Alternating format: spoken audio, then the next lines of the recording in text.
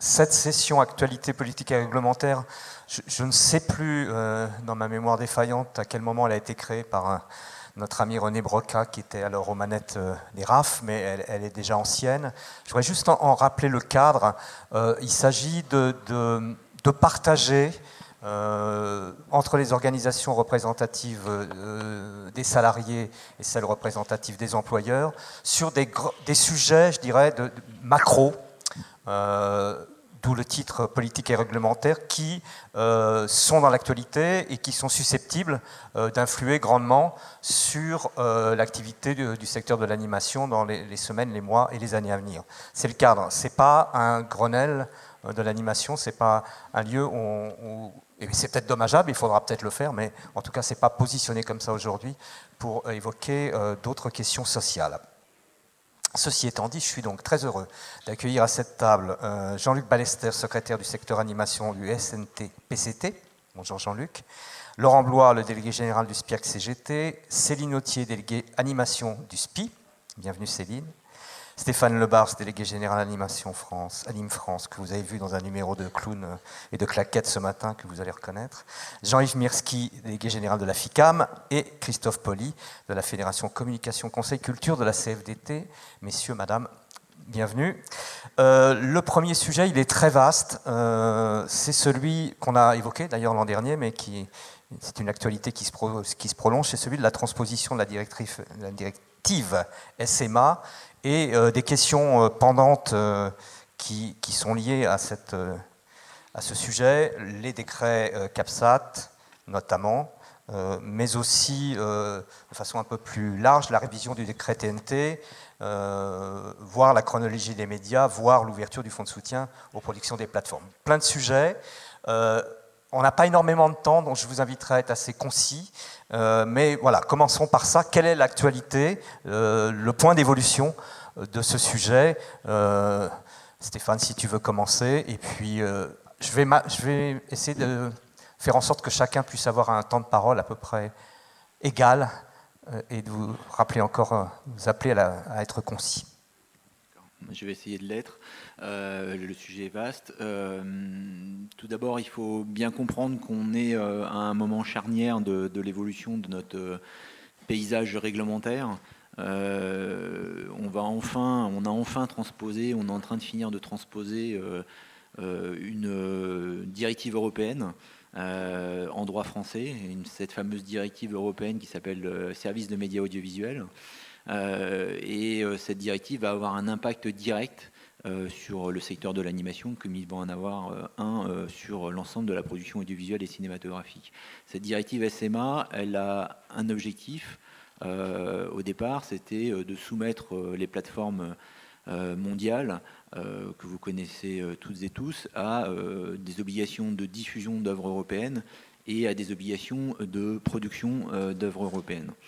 Le grand changement qu'introduit cette directive, c'est de permettre à chacun des pays qui sont visés par ces plateformes, donc par exemple la France qui est visée par Netflix à partir des Pays-Bas, de pouvoir mettre en place des obligations de production sur la base du chiffre d'affaires qui est réalisé par cette plateforme sur le territoire français. Donc c'est un changement majeur de paradigme de la part de la Commission européenne qui a été acté en 2018, qui est le fruit grosso modo de 5 ans de combat de l'ensemble des organisations diverses et variées, producteurs, auteurs, etc., et notamment les organisations françaises qui sont toujours à la pointe du combat sur ces sujets-là. C'est un changement de paradigme complet, puisque jusqu'à maintenant, en fait, les opérateurs qui opéraient à l'étranger et qui visaient le territoire français étaient soumis aux obligations de production du pays à partir duquel ils émettaient. Donc là, on change de paradigme, on dit grosso modo, vous Netflix, vous êtes basé aux Pays-Bas, vous réalisez un chiffre d'affaires conséquent en France, puisque vous avez pas loin de 10 millions d'abonnés au jour d'aujourd'hui, ce qui fait plus d'1 milliard de chiffre d'affaires, et donc vous allez avoir des obligations de production à partir du territoire français sur la base de ce chiffre d'affaires à destination donc de la production cinématographique et audiovisuelle française. Donc ça, c'est un énorme changement de paradigme. Et cette directive SMA, au dernier moment, sous l'action, pour le coup, je dois l'avouer, pas mal des producteurs d'animation, a réussi au dernier moment à introduire dans non seulement les plateformes américaines, mais également toutes les chaînes étrangères qui étaient implantées depuis 10, 15, 20 ans pour certaines d'entre elles à Londres et qui arrosaient en permanence le territoire français, les Cartoon Network, Boomerang, pour prendre un certain nombre de sujets de chaînes que vous connaissez dans le secteur de l'anime, qui arrosaient le territoire français, qui prélevaient à la fois des recettes auprès des distributeurs et du marché publicitaire et qui n'avaient aucune obligation. Donc la directive SMA, c'est aujourd'hui soumettre ces opérateurs étrangers, qui soient des chaînes historiques jeunesse ou les nouvelles plateformes américaines, à des obligations de production. Donc il y a 2 décrets qui sont en route et je vais m'arrêter là. Un qui est déjà publié, qui concerne les opérateurs américains, plateforme qui s'appelle le décret SMAD, qui a été publié le 1er juillet dernier, qui est donc rentré en vigueur au 1er juillet. Donc Netflix, Amazon Prime, Disney+, pour citer que ces 3-là, mais demain matin aussi HBO Max, Paramount+, quand elles seront sur le territoire français, devront investir dans la production française. Et il y a un autre décret qui est en route, qui lui est en examen en ce moment au Conseil supérieur de l'audiovisuel, qui est le décret CAPSAT, qui va justement au passage attraper toutes ces chaînes américaines qui émettaient à partir de Londres, que je rappelais tout à l'heure. Donc ça, c'est vraiment une évolution fondamentale. On estime globalement, en termes financiers, qu'à court terme, compte tenu du chiffre d'affaires qui est réalisé par ces opérateurs-là, il y aura 200 millions d'euros d'investissement de la part de ces opérateurs sur le marché français, à la fois en production audiovisuelle et cinématographique, toujours confondus. Et à terme, très certainement, à horizon de 4-5 ans, on va doubler de taille en termes d'investissement. Et le marché de la SVOD, qui pèse aujourd'hui à peu près 1,5 milliard, entre 1,2 et 1,3 milliard d'euros, va peser certainement à cet horizon-là à peu près 3 milliards d'euros en France, c'est-à-dire l'équivalent du marché publicitaire français. Donc on est sur des mouvements tectoniques extrêmement importants qui vont avoir, nous l'espérons, un impact direct sur le marché de l'animation. Et dans le cadre de la transposition de la directive SMA puis du décret SMAD, le CSA est en train en ce moment, à l'heure où je vous parle, de finir ses négociations avec les plateformes américaines pour les soumettre à des conventions. Et un des sujets de discussion qui est en cours, c'est la hauteur de leurs investissements obligatoires dans le secteur de l'animation. Voilà. Pour prolonger l'intervention, peut-être Jean-Yves va prendre la parole. Quels sont tu peux commenter et rebondir, mais quels sont les points de vigilance aujourd'hui dans ce processus qui est toujours en cours? Et est-ce que les gens qui sont là à la table partagent les mêmes espérances que Stéphane quant à l'impact à terme? Alors oui, je vais me prolonger. Bonjour à tous d'abord, et je voudrais auparavant remercier les RADI et les RAF d'avoir organisé la session précédente, parce que je crois que c'était extrêmement important, et vraiment bravo aux intervenants, c'était extraordinaire. Voilà, ça c'était une petite parenthèse. Pour rebondir et prolonger ce que vient de dire Stéphane, oui, je vais m'appuyer sur quelques chiffres que nous avons, nous, à l'AFICAM. Nous avons un observatoire qui se réunit tous les 3 mois et qui fait un état des lieux. Et sur l'animation particulièrement, on constate que depuis le début de l'année, et ça prolonge ce qui a été dit ce matin, on a des chiffres extrêmement favorables, puisque sur les 6 premiers mois de l'année, on a 6 films d'animation long métrage qui ont été mis en chantier. C'est beaucoup plus que les années précédentes. Je mets bien entendu à part l'année dernière qui était un peu plus faible, mais on revient aux chiffres records qu'on a eu il y a quelques années. Donc oui, on est dans un environnement très positif. Et justement, pour aller dans le prolongement de ce que vient de dire Stéphane, si on regarde les 4 plateformes numériques que sont Netflix, Amazon, Prime, Disney et Apple TV, à eux 4, au premier semestre, avant même déjà la mise en œuvre du décret, ils font déjà 10% des horaires mis en production. Donc c'est énorme, c'est important puisque c'était 0 il y a encore 3 ans. Donc on voit déjà même avant ces textes. Donc oui, c'est extrêmement important. Et ça aura donc, un effet important sur notre secteur, sur le secteur de l'animation. Et les deux. Après, effectivement, ça peut poser d'autres problèmes. Et ça, on va, je pense, en reparler. Mais on a effectivement une tendance extrêmement favorable. Ça, c'est la première chose. Deuxième chose, je en profite parce que j'ai le micro et que tu as évoqué le sujet de la chronologie des médias, et que j'ai la chance d'être indirectement et directement partenaire des négociations qui sont en cours. Canal+ ayant reçu les professionnels du cinéma il y a 2 jours. Ce que je peux vous dire, c'est qu'au stade où on est très très proche d'un accord. On est à 95% à peu près, et les grandes masses qui ressortent des discussions, c'est que Canal+ passerait à 6 mois au lieu de 8 mois aujourd'hui. La salle garde sa fenêtre à 4 mois avec des dérogations. Donc ça pose à mon avis un problème pour la vidéo, mais je ne veux pas parler à leur place, même si j'étais longtemps, je m'occupais de la vidéo pendant pas mal de temps, mais aujourd'hui la vidéo va se retrouver coincée entre les salles, puisqu'il y a 4 mois d'exploitation, et Canal+ à 6 mois, donc ça peut poser des difficultés, sachant qu'il y a quand même encore une fois des dérogations. Et juste pour continuer sur la chrono, la difficulté aujourd'hui, c'est la place des plateformes, évidemment, où, selon le décret, elle devrait être entre 12 et 15 mois. C'est-à-dire que Canal aurait une exploitation comprise entre 6 et 9 mois, puisque Canal serait à 6 et les plateformes soit à 12, soit à 15. Et c'est là l'objet des discussions, et c'est assez compliqué.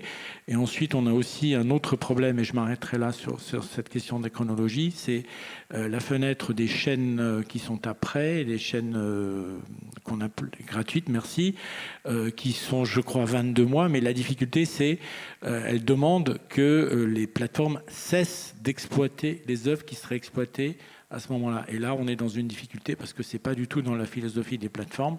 Et donc, les discussions se poursuivent. Il y a des réunions. Comme vous le savez peut-être, la réglementation actuelle s'arrête le courant février 2022.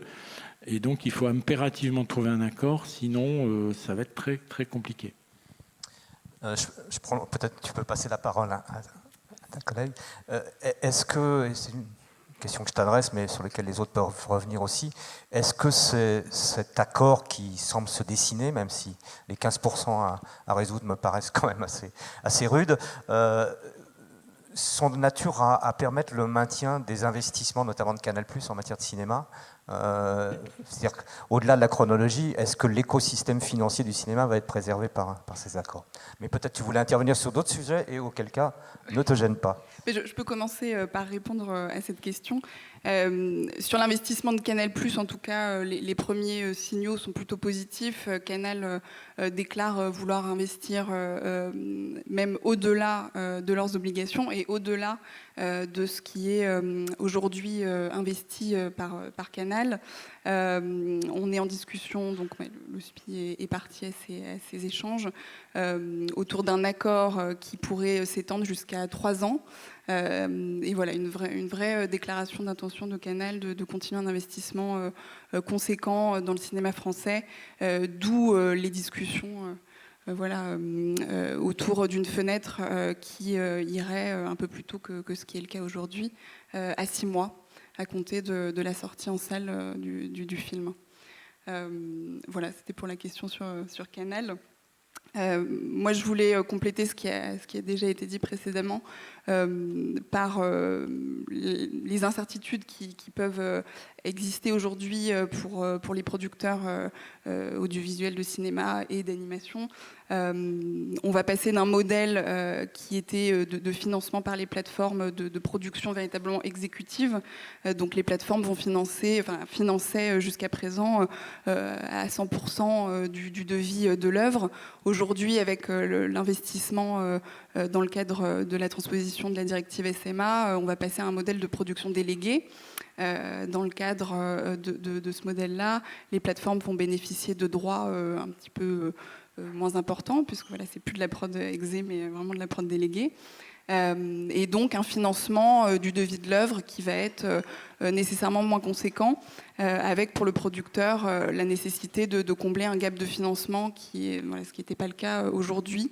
Donc la question se pose de comment on comble ce gap. Le CNC a aujourd'hui répondu récemment en partie à cette difficulté en créant un fonds sélectif pour donc, les productions audiovisuelles qui sont financées par ces SMAD, ces plateformes étrangères, qui fait l'objet d'une expérimentation jusqu'en avril 2022. Donc c'est limité, le budget est aux alentours de 5 millions d'euros jusqu'à avril 2022. Donc c'est quelque chose de très positif et qui permet l'intégration des plateformes dans notre modèle actuel. Mais on s'inquiète de savoir à terme, à l'issue d'avril, de ce qui va advenir de l'intégration des plateformes dans le système de financement du CNC, possible par le CNC.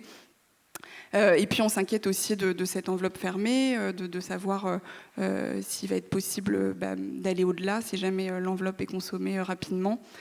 Donc voilà, c'est des questions qui nous préoccupent à terme. Et puis la question aussi de la collaboration entre les financeurs historiques, les chaînes de la TNT et ces nouvelles plateformes. Donc c'est des modèles de financement qui sont en train de bouger et qui posent beaucoup de questions aujourd'hui pour les producteurs. Et concernant le cinéma, actuellement, dans le cadre de l'arrivée de ces plateformes, mais aussi de la crise sanitaire, on en a un peu parlé ce matin, mais c'est vrai que les chiffres des entrées en salle sont très préoccupants. Actuellement, on se contente de films qui peuvent faire 50 000 entrées. Et voilà, on en est content. Donc voilà, c'est à terme le financement du cinéma, et notamment du cinéma d'animation, est très préoccupant. Et donc il y a des réflexions qui vont se mettre en place autour de la question du financement du cinéma indépendant, et qui va être super important. D'autant plus important de ménager cette fenêtre pour les salles qu'on vient d'évoquer dans le cadre de la chronologie des médias, j'imagine. Qui devrait intervenir d'ici la fin de l'année, on l'espère, puisque l'accord sur la chrono arrive à échéance en février. Alors de cette situation contrastée qui est à la fois la situation des salles dont on vient de parler et évidemment de celle des films qui doivent avoir accès à ces salles et au public, d'une part, et de perspectives qui sont peut-être plus à long terme, à moyen long terme, plus intéressantes avec des moyens qui vont venir renforcer le secteur du cinéma d'animation. Comment les organisations représentantes des salariés regardent ces questions-là et l'état aussi des négociations actuelles. Je reviens sur ces questions de point de vigilance, par exemple, que vous pourriez soulever. Il n'y a pas d'ordre. Laurent, si tu veux commencer. Non, il n'y a pas besoin d'appuyer. Bonjour, merci. Merci de nous avoir invités. Bonjour à toutes et à tous. Laurent Blois pour le SPIAC CGT. Nous sommes associés de longue date au bureau de liaison des organisations cinématographiques sur la question du financement, la question de la chronologie des médias, etc. Alors il va sans dire que pour nous, en tant qu'organisation syndicale de salariés, ça reste essentiellement des questions de producteurs, même si c'est toujours intéressant d'en débattre ensemble, parce que ces questions économiques ont forcément une incidence sur la manière dont on produit les programmes, et on voit bien aujourd'hui que l'arrivée des plateformes, y compris, et là j'évoque la production audiovisuelle, a une incidence sur les process de fabrication, et y compris sur l'application de la convention collective, par exemple dans la production audiovisuelle.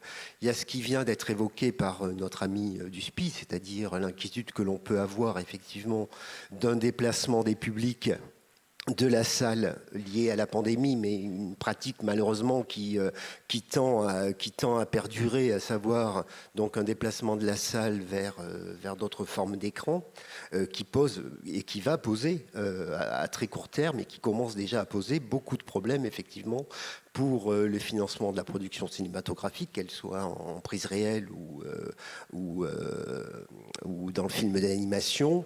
Et on ne sait pas très bien comment on s'en sortira. Enfin, moi, j'ai quelques idées, c'est-à-dire qu'à un moment donné, il va falloir que l'ensemble des professionnels, aussi bien du côté des organisations syndicales de salariés que des organisations syndicales d'employeurs, avec le soutien du CNC, puisque c'est un peu notre maison commune quand même, le Centre national de la cinématographie, trouvions des solutions effectivement autour de ces questions. Donc pour faire court et pour pas monopoliser la parole, j'ai envie de dire que on n'est pas spécialiste évidemment de ces questions SMA, etc., même si on voit d'un bon œil et qu'on a appuyé effectivement tout ce qui peut venir en renfort du financement de la production, aussi bien audiovisuelle que cinématographique.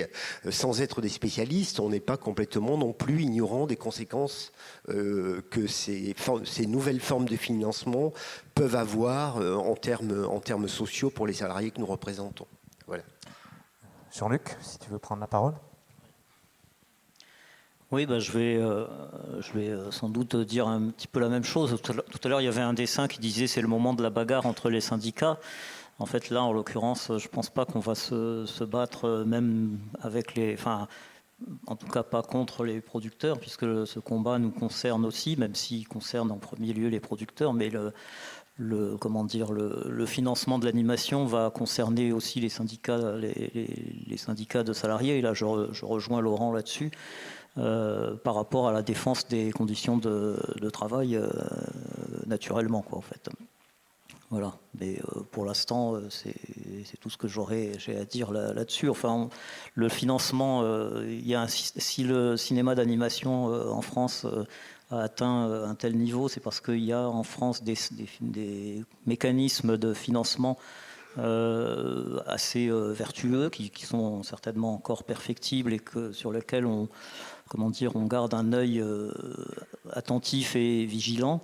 Donc effectivement, les évolutions avec l'apparition des plateformes doivent aussi nous inciter tous, partenaires sociaux, à rester attentifs et actifs dans la discussion avec eux pour maintenir ces systèmes vertueux de financement qui permettent au cinéma, à l'audiovisuel et en particulier au cinéma d'animation de garder la place qui lui est due sur un plan culturel. Christophe, pour finir ce premier tour de table. Oui, alors très vite aussi, nous on est assez humble sur ce type de sujet, puisque quand il s'agit de transposition de dispositions européenne, d'arrêtés ou de décrets, c'est vrai qu'il arrive à partir du moment où le ministère de la Culture est concerné que nous soyons sollicités, qu'on nous demande notre avis. On étudie évidemment le sujet, on donne notre avis, mais on sait très bien que ce n'est qu'un avis, il ne s'agit pas de négociation et on peut très bien ne strictement pas tenir compte de ce qu'on peut nous apporter. Donc ça, c'est une chose, c'est intégré par nous, hein, c'est pas notre cœur de métier d'une certaine manière. En tout cas, ça ne fait pas partie de notre prérogative. On nous consulte, on dit ce qu'on a à dire et en général, on n'en tient pas compte. Voilà, mais on est habitué et on continue de le faire quand même et on rend compte, en revanche, nous, en interne, de ce qui se passe. En tout cas, ce qui nous intéresse là passe par rapport aux sujets là qui ont été posés de SMAD jusqu'à Canal+. Nous, ce qui nous intéresse là-dedans, là où de toutes les façons on va éventuellement communiquer ou dire des choses, ce qui nous intéresse, c'est la stabilité du secteur d'activité. C'est la non-dérégulation, le non-déséquilibre violent d'un secteur. Pourquoi ? Parce que bien évidemment, ça met en danger des entreprises, donc des emplois. C'est pas accompagné, donc c'est ça qui nous intéresse et c'est à ça qu'on fait d'abord attention. Et en ce moment, là, on a été consulté par le ministère de la Culture sur donc la fin de l'année blanche, tout ça. Et sur ce sujet-là, par rapport à ce que ma voisine a posé à l'instant, qui a été un peu repris, nous on a une inquiétude, c'est par rapport à l'exploitation des films dans les salles et à une éventuelle, là c'est une éventuelle, et ça fait partie d'une inquiétude qu'on a, on espère que ça ne se concrétisera pas, mais une éventuelle évolution culturelle dans le pays, et pas forcément que dans le nôtre, de désaffection des salles au sens large. Voilà, ça il va falloir regarder de quelle manière, dans les mois, les années qui viennent, de quelle manière le public continue ou pas d'aller voir des films dans les salles, parce que là, pour le coup, en termes de déséquilibre, de déstabilisation, ce serait quelque chose de relativement important et qui toucherait plusieurs secteurs en même temps. Merci. Stéphane, tu voulais, je crois, redire un mot, et puis après on va changer de sujet. Peut-être juste rebondir sur les éléments de Jean-Yves. C'est vrai que on peut se féliciter d'avoir l'impression que que les discussions avec Canal, notamment autour d'un nouvel accord et de la chrono, finissent par aboutir, mais Canal est spécialiste d'envoyer des signaux contradictoires depuis quand même pas mal de mois, et bien malin qui peut savoir ce qu'il y a exactement dans la tête de monsieur Vincent Bolloré. Juste pour rebondir sur un point, c'est vrai que la construction du secteur de l'animation, elle repose depuis 30 ans sur en gros 3 paramètres. Un premier paramètre qui est celui de la formation et donc de permettre au secteur de disposer de techniciens de talent et expérimentés, les obligations de production des diffuseurs et troisièmement le soutien public. C'est les 3 piliers du secteur qui ont permis au cours de ces 30 années de le construire. Donc c'est vrai que Anime France a joué en permanence sur ces 3 curseurs au fil des années. Et les obligations de production, c'est un point essentiel. C'est ce qui permet d'irriguer le secteur régulièrement avec du financement. Donc on voit bien que les choses sont en train de bouger positivement du côté de la directive SMA, et donc on va avoir de nouvelles sources de financement qui vont apparaître, puisque les chaînes américaines, les plateformes américaines et peut-être demain d'autres nationalités émettant en partir de l'Europe sur le territoire français seront soumises à des obligations. Donc ça va drainer de l'argent vers le secteur, d'autant plus que comment on a réussi à imposer dans le cadre du décret SMAT qu'il devait y avoir ce qu'on appelle une fameuse clause de diversité dans le secteur audiovisuel, ce qui est une grande nouveauté. Et derrière cette clause de diversité, en fait, se cache essentiellement la question de la mise en place d'obligations spécifiques pour certains genres, et notamment l'animation, à l'image de ce qu'on peut avoir et de ce qu'on a su construire sur TF1, M6, France Télévisions d'une certaine manière, au cours de ces dernières années. Et ce qui permet de drainer un flot régulier d'investissement dans le secteur et qui, comme vous l'avez vu ce matin, permet derrière un volume régulier de production et qui stabilise le secteur. Donc là, ce qui est en train de se jouer, c'est combien les plateformes vont mettre dans le secteur de l'animation. Elles sont globalement toutes prêtes à sortir leur chéquier et à mettre de l'argent. Maintenant, combien elles veulent mettre exactement, combien le CSA va réussir à leur arracher dans le cadre des discussions qui sont en cours. Après, au-delà de ces nouveaux acteurs, il est bien évident qu'il faut maintenir les acteurs historiques, on va dire comme ça, dans le paysage, et qu'il faut qu'ils restent dans le paysage avec des obligations qui soient conséquentes. Et c'est vrai que, pour le coup, il y a 2-3 sujets autour de France Télévisions et notamment de TF1 M6. Ah ben voilà, la transition est faite, c'était le sujet suivant, d'avoir votre sentiment sur ce rapprochement TF1-M6 qui pourrait avoir des conséquences assez néfastes sur certaines chaînes de ces groupes. Alors effectivement, il y a la question de TF1, M6. Après, j'aimerais bien qu'on passe 2 secondes sur la question de France Télévisions, qui est quand même vraiment importante, hein, puisque France Télévisions, je vous le rappelle, c'est quand même 30 millions d'euros dans le secteur, enfin 32 pour être exact, pour être très précis. C'est l'investisseur numéro 1, donc sa stabilité est essentielle pour le paysage. TF1 plus M6 plus Gulli, c'est 20 millions d'euros à peu près par an dans le secteur, donc c'est des commanditaires importants. Cette fusion, elle pose bien évidemment tout un tas de questions. La question numéro 1 par rapport au secteur de l'animation, ça va être clairement quel va être le devenir de Gulli, qui a été racheté, je vous rappelle, en 2019 par M6, hein, qui était une chaîne Lagardère avec Canal JTJ, qui a été avalée par le groupe M6 il y a maintenant 2 ans. Cette chaîne fait partie des 4 chaînes qui ont été mises sur le marché par les mariés, en tout cas les prétendants, puisqu'ils vont être obligés de rendre un certain nombre de fréquences, parce que la loi prévoit pas plus de 7 fréquences maximum, et qu'à eux deux, ils en ont 10, donc ils vont être obligés de rendre un certain nombre de chaînes. Et Gulli fait partie des chaînes pour lesquelles les deux, TF1 et M6 testent le marché pour voir s'il y a des acheteurs potentiels. Donc globalement, première question importante dans le cadre de ces fusions, qu'est-ce que va devenir Gulli M6 Gulli. Et après, bien évidemment, avec ou sans Gulli, qu'est-ce que vont devenir les obligations spécifiques d'investissement dans le secteur de l'animation de TF1 d'un côté et de M6 de l'autre. Est-ce qu'on va réussir à les maintenir, à quelle hauteur on va les maintenir, etc., etc. Donc il y a tout un tas de questions autour de TF1 et M6 qui représentent TF1 M6 Gulli qui représentent encore une fois 20 millions d'euros qui sont extrêmement importantes pour le devenir du secteur. Enchaîne sur France Télévisions, Stéphane, peut-être, et puis ensuite on fera réagir tes France collègues. Télévisions, c'est assez simple. Je pense qu'il a échappé à personne que on est dans une campagne présidentielle dans laquelle France Télévisions est au centre d'un certain nombre de discours de certains candidats. France Télévisions devient un des enjeux de la campagne présidentielle. Il y en a énormément, mais on voit quand même que certains candidats mettent France Télévisions et la question de la contribution à l'audiovisuel public, son financement au centre du jeu, en remettant en cause ce financement universel à travers l'impôt. Et on est dans une situation d'autant plus friable en ce moment que la taxe d'habitation sur laquelle est assise la contribution à l'audiovisuel public va s'éteindre pour tous les contribuables en 2023. Donc la question de comment est-ce qu'on maintient la cape, comment on maintient la cape, comment on va est posée.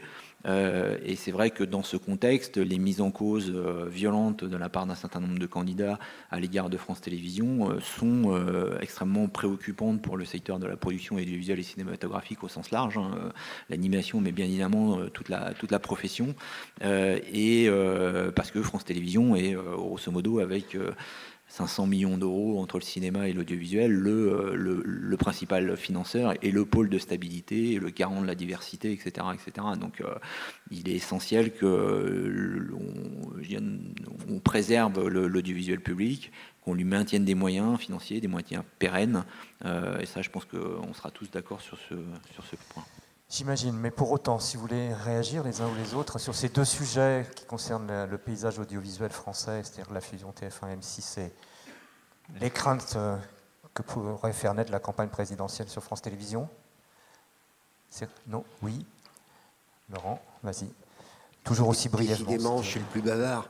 Bien sûr que ces questions du paysage audiovisuel français sont importantes. Ces questions, y compris de concentration des médias, aujourd'hui posent problème. Et ne posent pas que des problèmes économiques, posent des problèmes philosophiques, sociétaux, etc. On voit bien, effectivement, que la campagne a une certaine teneur compte tenu du fait que certains personnages sont promus au-delà du vraisemblable sur les écrans et qu'on libère une espèce de parole qui jusqu'à présent était un peu tabou. Enfin, je ne vais pas rentrer dans le détail.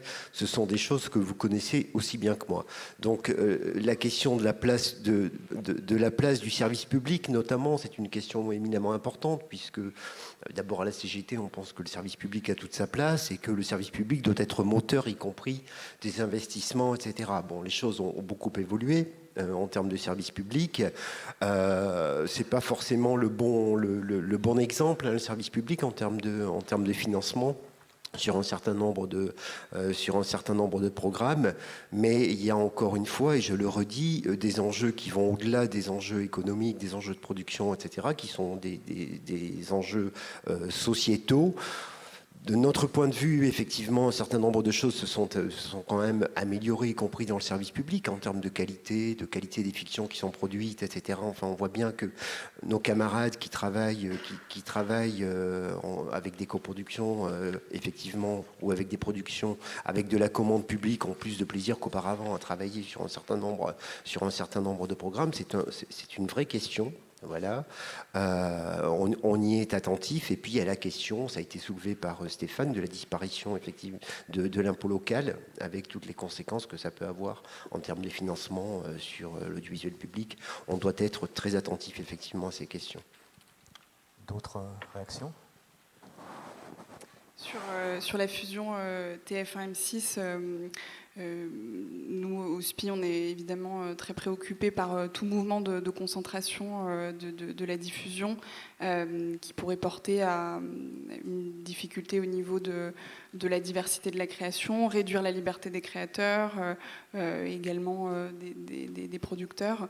Voilà, on a une inquiétude sur la diversité éditoriale et également la diversité en termes de relations d'affaires de ces chaînes avec les partenaires que sont les producteurs. Voilà, donc c'est des discussions qui vont se poursuivre. On voit que ça agite un peu le débat public. Il y a une commission au niveau du Sénat qui a été mise en place sur l'évolution des règles de la concentration des médias, qui sont des règles assez anciennes aujourd'hui. Et puis également des commissions au niveau de l'Inspection générale des finances et l'Inspection générale des affaires culturelles. Jean-Luc ? Rapidement, pardon, excuse-moi. Allez. Oui, je voulais juste réagir à ce que disait Stéphane Lebars tout à l'heure, quand tu disais, Stéphane, que le développement du secteur de l'animation s'était développé sur 3 piliers qui étaient la formation, les obligations de diffusion et le soutien, quoi, en gros. Ce à quoi je suis tout à fait d'accord, mais moi j'ajouterais un 4e pilier qui a été le dialogue social, qui s'est engagé, enfin qui est très engagé depuis pas mal d'années, depuis la signature de la convention collective propre à la production de films d'animation. Alors, dans la problématique du film d'animation que rencontrent les différents acteurs du secteur, c'est que, d'une part, les producteurs sont confrontés aux diffuseurs dont l'objectif est d'arriver à remplir des grilles de programmes au moindre coût, donc en faisant une pression importante sur les producteurs pour obtenir ces programmes au moindre coût. Et de l'autre côté, le coût des programmes, enfin les programmes ont un véritable coût, et ce serait la facilité de la part des producteurs de chercher à abaisser ces coûts de production. Et c'est là où les organisations syndicales jouent tout leur rôle d'essayer de préserver les conditions de travail des salariés de façon à ce qu'ils ne soient pas sacrifiés sur l'autel de l'abaissement des coûts vis-à-vis des diffuseurs, quoi. Donc voilà, c'était juste un petit peu le schéma que je voulais rappeler, parce que les diffuseurs, quand on a négocié la convention collective en 2004, les diffuseurs étaient au courant donc des salaires minima qui ont été négociés, et donc ils savaient quelle était la marge des producteurs pour négocier le coût des programmes. Donc voilà, c'était ce que je voulais rappeler là-dessus. Christophe, avant qu'on aborde les 2 derniers sujets.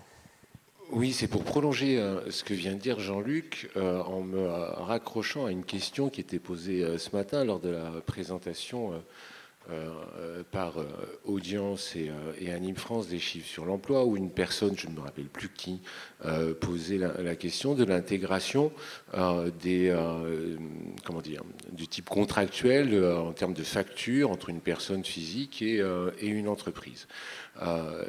C'est par rapport justement au coût et à ce que vaut quelque chose. Nous, ce qu'on fait dans une convention collective, c'est qu'on essaye de poser un truc qu'on pourrait décrire comme une sorte de régulation économique et sociale. C'est-à-dire que toutes les entreprises sont soumises aux mêmes règles, aux mêmes devoirs, avec les mêmes avantages, et pour les uns et pour les autres, un côté entreprise, salarié, voilà. On essaye de stabiliser à travers un texte les relations et le secteur d'activité. Quand on commence à introduire dans un secteur d'activité des acteurs qui ne sont pas régis par ces mêmes textes, ou des actions qui ne sont pas régies par ces mêmes textes, on entre dans de la distorsion, de l'inéquité et du dumping.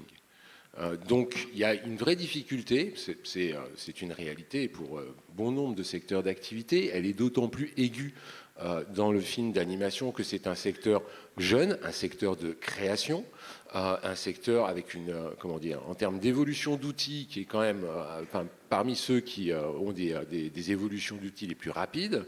Et quand on n'a pas à l'intérieur de nos règles communes entre représentants de salariés et représentants des employeurs pour les entreprises, les mêmes obligations, ça devient compliqué. Donc là, ce que disait Jean-Luc, c'est le poids que font reposer les diffuseurs sur les producteurs, et en même temps, la nécessité pour certains producteurs qui ne restent pas dans le cadre des dispositions de la convention collective de trouver des petites idées pour que tout ça coûte moins cher. Et c'est vrai, l'auto-entrepreneuriat, après je suis d'accord, hein, nous sommes dans une économie libre, dans une démocratie, une économie libre, libérale, ultralibérale, ok, d'accord. Il n'en demeure pas moins que c'est bien, les uns et les autres, d'essayer de suivre les mêmes règles et de bien veiller. C'est aussi une forme de comportement, citoyen. On parle de la concentration des médias. Nous, à la CFDT, ça fait 35 ans, en tout cas moi, que je me bats contre les affaires Canal+, Vivendi, toutes les concentrations et tout ça, qu'on a parlé à tous les pouvoirs politiques qui nous ont dit oui, machin. Les choses n'ont pas vraiment beaucoup évolué de ce côté-là, mais la concentration de l'audience, c'est quelque chose qui existe. Et l'audience, c'est qui? C'est nous.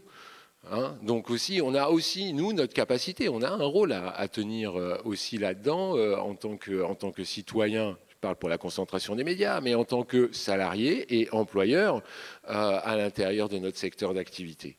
Voilà, je voulais juste vous dire ça. Et sinon aussi, je voulais vous remercier pour la table ronde précédente, pour avoir fait entrer ce sujet-là, après je ne dirai plus rien, pour avoir fait entrer ce sujet-là dans les RAF. Je voulais, sur ce sujet-là, dire que le harcèlement moral, enfin les violences, parce que ce sont des violences sexistes et morales au travail, ça relève du pénal. Donc il y a un truc, ça s'appelle la main courante, voire porter plainte. Hein. Il y a un truc qui s'appelle le commissariat. Il y a cet aspect-là, ça existe, hein. D'une part.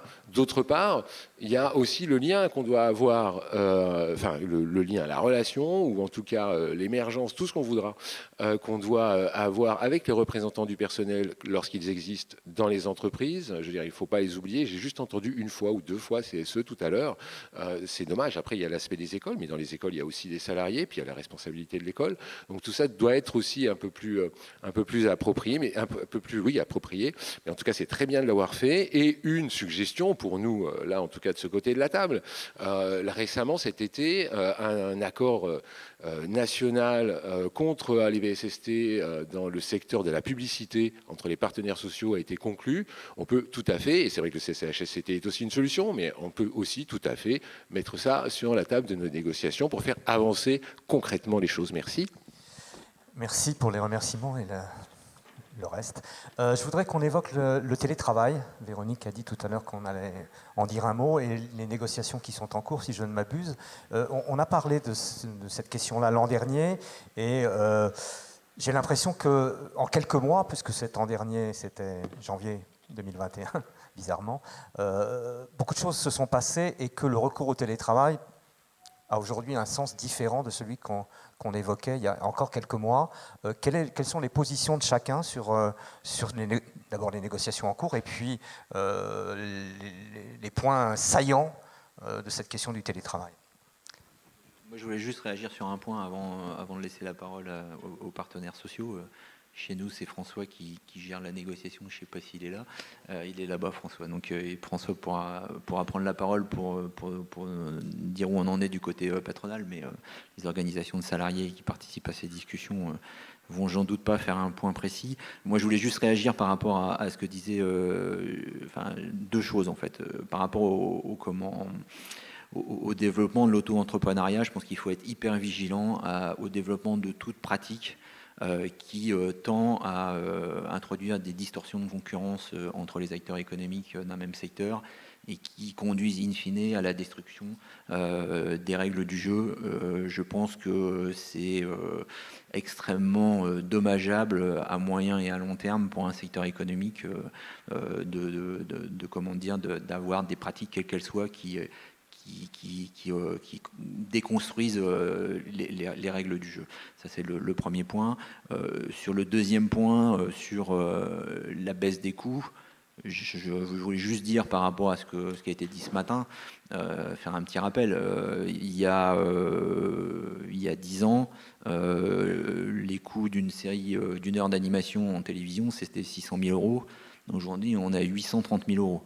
Donc, on ne peut pas dire qu'il y a une pression monumentale de la part des producteurs pour diminuer les coûts. Au contraire, les coûts explosent sur la pression internationale, sur la concurrence, sur la nécessité de porter toujours de plus en plus haut le niveau qualitatif des séries, etc. Donc, le coût explose.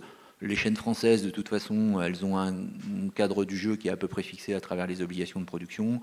Elles mettent à peu près entre 50 à 55 millions d'euros par an dans le secteur. Donc honnêtement, on ne peut pas dire qu'elles imposent une pression monumentale sur la baisse des coûts. Après, la réalité, c'est que les coûts augmentent parce que pour pouvoir leurs exigences éditoriales augmente, elle ne le finance pas, celle du marché augmente, et c'est le dynamisme des producteurs à l'international, plus les systèmes de soutien qui ont permis de faire face à cette envolée des coûts qui est quand même en grande partie liée à la localisation énorme du travail sur le territoire français, qui est quand même, faut quand même pas le perdre de vue, c'est l'énorme victoire collective du secteur en l'espace de 15 ans, c'est d'avoir réussi à créer quand même un nombre d'emplois conséquent avec l'appui des pouvoirs publics, bien évidemment le volontarisme des chefs d'entreprise, mais aussi l'appui des pouvoirs publics. Donc on n'est pas dans un secteur où j'ai le sentiment que globalement aujourd'hui on exerce une pression monumentale sur les coûts. Après, bien évidemment, il y a des pressions sur les cadences, etc. Il ne faut pas se cacher derrière son petit doigt. Je veux dire, tout n'est pas rose dans le secteur, hein, c'est pas ce que je veux dire. Voilà. Après, aussi, mais peut-être que là, il y a des gens de terrain qui le mesurent mieux que moi, j'ai le sentiment que ce secteur est quand même pas loin d'être en situation de plein emploi et que ça joue, et tant mieux d'ailleurs, pour les salariés, puisque ça leur donne une capacité de négociation un peu plus importante dans leur rémunération, puisque les employeurs sont aujourd'hui en phase de recherche active de salariés et de salariés expérimentés. Donc voilà, je voulais juste faire un tout petit point sur cette notion de coût, pour repréciser certains points. Le télétravail. Et pour apporter un peu de piment à la... Tu nous trouves un peu mou, c'est ça? Alors, je vais répondre sur le télétravail, mais sur l'auto-entrepreneuriat, je crois que des deux côtés de la table, on est à peu près d'accord. Simplement, c'est légal en France. Et donc, c'est ça notre difficulté. On voit bien que ça introduit des biais anticoncurrentiels dans le mode de fonctionnement, mais on est face à une pratique légale. Donc, c'est les limites de l'exercice aujourd'hui. Donc ça, c'est le premier point. Le second point sur le télétravail, alors là, je vais un petit peu botter en touche parce que c'est une question... c'est vrai que je pense que le télétravail a été effectivement à montrer... a peut-être sauvé l'animation pendant cette période, puisque cette activité a pu se poursuivre. Mais dans le cadre des négociations qui sont en cours, c'est pas ma convention collective, donc je peux pas intervenir. Je ne fais pas partie de la négociation. Pourquoi cette question, elle est d'abord d'actualité parce qu'il y a une négociation, mais au-delà de ça, les retours que j'ai eus, c'est aussi une demande assez forte d'un certain nombre de salariés de recourir au télétravail. Peut-être que l'expérience des confinements a fait naître des désirs de ce point de vue-là. Et c'est une donne qui est un peu nouvelle, me semble-t-il, pour les chefs d'entreprise que sont les employeurs de l'animation. C'est sûr que ça change la donne, mais après, ce qui remonte aussi, c'est qu'il y a une perte de productivité Et c'est ce que certaines entreprises ont constaté, en tout cas, peut-être au début, on s'y sont adaptés ensuite. Et puis surtout, il manque quand même, même si il y a un côté collaboratif important dans l'animation, et ça disparaît complètement avec le télétravail. Donc il faut trouver un équilibre entre ce que veulent les salariés et ce dont ont besoin les entreprises. C'est jamais très simple, mais oui, les choses ont évolué, et effectivement, d'où la négociation qui est entamée. Tour de table sur cette question, si vous voulez bien, puis on sera presque au terme de cette table ronde. Je voulais réagir d'abord sur l'auto-entrepreneuriat et redire un peu ce que vous avez dit, c'est-à-dire que aujourd'hui l'employeur a une responsabilité, des obligations réglementaires, légales, et puis une responsabilité. Donc même si c'est aujourd'hui possible, en tout cas en tant qu'organisation d'employeurs, on a aussi la responsabilité de faire attention à ce genre de dérive. Et puis concernant le télétravail, je vais également botter en touche puisque Hospice, c'est Louise Lebec qui est déléguée aux affaires sociales et qui suit ces questions, qui pourra en parler mieux que moi. Messieurs des organisations syndicales sur cette question-là? D'accord. Oui, sur le télétravail, en fait, comme on le disait hier, puisque mes collègues des autres organisations et moi-même étions hier dans une réunion ouverte d'information, la convention collective elle contient des dispositions par rapport au télétravail qui ne sont pas forcément toujours bien appliquées d'ailleurs, mais qui sont des dispositions qui étaient relativement favorables. Alors évidemment, la situation a un petit peu changé récemment, parce que le télétravail s'est énormément développé à cause de la pandémie, et la tentation est forte pour les productions de revenir sur ces conditions qui, si elles les appliquent, leur provoqueront effectivement un surcoût, en fait. Donc en ce qui nous concerne, on sera très vigilant là-dessus. Enfin, le SNTPCT sera très vigilant, et je pense les autres organisations peut-être aussi, mais je ne veux pas parler en leur nom. On est ouvert à la discussion, évidemment, on discutera de ce point-là, mais en veillant à ce que les acquis soient le plus préservés possible dans la mesure des possibilités, en fait, de cette nouvelle configuration de production. Le télétravail dans l'animation concerne surtout une fonction en particulier. Enfin, elle concerne beaucoup une fonction qui est la fonction de storyboarder. Et j'en profite pour faire une parenthèse, puisque c'est en ce moment l'actualité sociale de notre organisation et des organisations de la CPPNI en général. C'est-à-dire qu'on a entamé une négociation spécifique sur la fonction de storyboarder. Alors je sais que ce n'est pas forcément à l'ordre du jour de la table ronde, mais comme ça... Une petite incise est permise. Pardon ? Petite incise est permise. Voilà, une petite incise est permise, d'autant que les storyboarders sont très concernés par le télétravail. Et donc voilà, le SNTPCT a fait ou va faire, je ne sais pas si ça a été envoyé ou si ça va l'être dans les jours qui viennent, une proposition d'avenant pour réglementer un petit peu mieux les conditions de travail des storyboarders, puisque c'est un problème qui est vraiment très sensible depuis de nombreuses années, et que le SNTPCT a essayé de remonter depuis de nombreuses années dans les négociations. L'organisation des producteurs a fini par accepter d'ouvrir une discussion spécifique sur ce point-là, et donc la discussion s'est ouverte. Bon, ça a été un petit peu perturbé par la situation sanitaire, donc ça a retardé un petit peu les discussions, mais maintenant on est entré dans le vif du sujet, je pense. Enfin, on va y entrer. Et voilà, qu'est-ce que je voulais dire là-dessus ? En fait, quand je parlais des coûts tout à l'heure, Stéphane Lebars me répondait très justement d'ailleurs que les coûts ont effectivement beaucoup augmenté. Mais en parallèle de l'augmentation de ces coûts, les salaires n'ont pas augmenté dans les mêmes proportions. Alors on n'en demande pas autant, mais nous on défend effectivement on défend les salaires des salariés, et ça passe pas forcément par le salaire effectif, parce que si je prends par exemple les storyboarders ont des salaires en général effectifs relativement corrects par rapport en tout cas au salaire minimum de la grille, de la grille des salaires garantis conventionnels. Mais par contre, ils ont des conditions de travail qui font que ces salaires sont de fait bien diminués par les quotas qu'on leur demande et qu'ils n'arrivent pas à tenir, et les heures supplémentaires qui ne sont pas payées. En fait, avec un système que la plupart des gens dans ce métier appellent le forfait, mais il faudrait mettre des guillemets parce qu'il ne s'agit pas du tout d'un forfait, c'est-à-dire que, bon, je ne veux pas entrer dans les détails parce que c'est un peu compliqué, mais voilà, là, quand on donne 3 semaines à un storyboarder pour faire un storyboard et qu'en réalité il va y passer 5 semaines et qu'on lui dit ah bah oui mais je ne peux pas te payer les 2 semaines supplémentaires parce que tu avais 3 semaines pour le faire, en l'occurrence ça diminue de fait énormément son salaire réel, quoi, en fait. Et surtout, c'est pas du tout un forfait au sens où l'entend le Code du travail, mais c'est du travail dissimulé au sens où l'entendent les prud'hommes, quoi. Donc c'est un petit peu cette pratique qui s'est généralisée malheureusement depuis des années, auquel il va falloir mettre un terme, parce qu'on ne peut pas rester comme ça dans l'illégalité.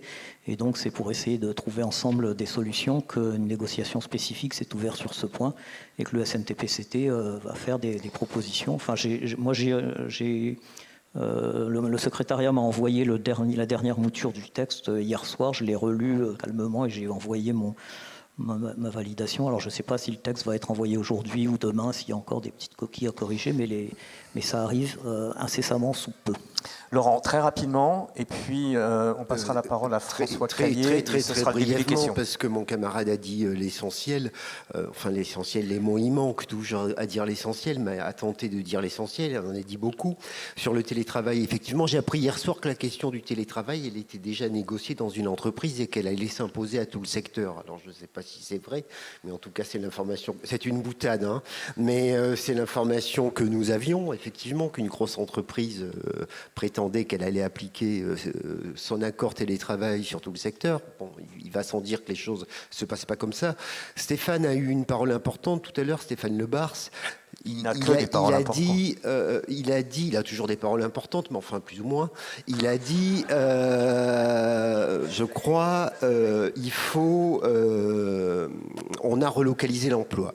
Et je crois que s'il est juste, on a tous ensemble relocaliser l'emploi, et on a fait de gros efforts au moment de la négociation de la convention collective. Hein. Moi, je venais d'arriver à l'époque dans l'organisation syndicale, enfin, on était tous un peu plus jeunes, ça fait un certain nombre d'années maintenant. On a fait de gros efforts, effectivement, pour relocaliser l'emploi. Voilà.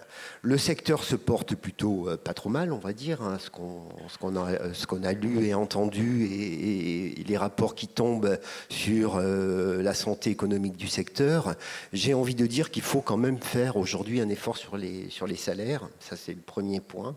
Et il y a un autre point que je voudrais soulever, c'est la question du droit syndical. Chaque année je le soulève, mais puisque après tout, à force de répétition, c'est comme ça qu'on avance. Je crois qu'il y a vraiment une nécessité que les écoles fassent un effort en termes de formation sociale des étudiants. C'est-à-dire que c'est pas acceptable, effectivement, quoi. Et c'est propre à ce secteur, hein, je le dis tout à fait tranquillement. Je dis pas que les jeunes sont... Voilà. Mais il y a un vrai problème, effectivement, d'accès à l'information sociale dans ce secteur, notamment chez des jeunes. Et si on a un effort à faire, c'est en direction des salaires, et notamment des plus bas salaires, et en direction, effectivement, du droit social et de la formation chez les jeunes gens qui sortent des écoles de formation. Une relative courte intervention doit entraîner une réaction encore plus brève. Christophe, tu voulais... Non, c'était pas une réaction, je te demandais juste la possibilité d'intervenir, comme j'avais beaucoup parlé, là, 15 secondes sur le télétravail. 15 secondes, le chronomètre est lancé. Je ne sais pas si François voulait intervenir. Non, moi ce que je voulais dire sur le télétravail, c'est que, pour avoir l'expérience d'un certain nombre de branches, et c'est le cas dans le film d'animation, où on a quelques grosses entreprises, quelques moyennes, beaucoup de petites. Là, il s'agit de faire un accord de branche sur ce type de sujet, qui doit pouvoir s'appliquer dans toutes les boîtes. Et c'est vrai qu'en termes d'exercice, ça, c'est jamais très simple. C'était juste pour préciser ce point-là. Merci messieurs, madame. François, une petite précision peut-être. Tu es là, derrière le photographe. Et ensuite, peut-être une ou deux questions, Véronique. Elle hoche la tête. Ça marche ou pas ? Ah oui, ça marche.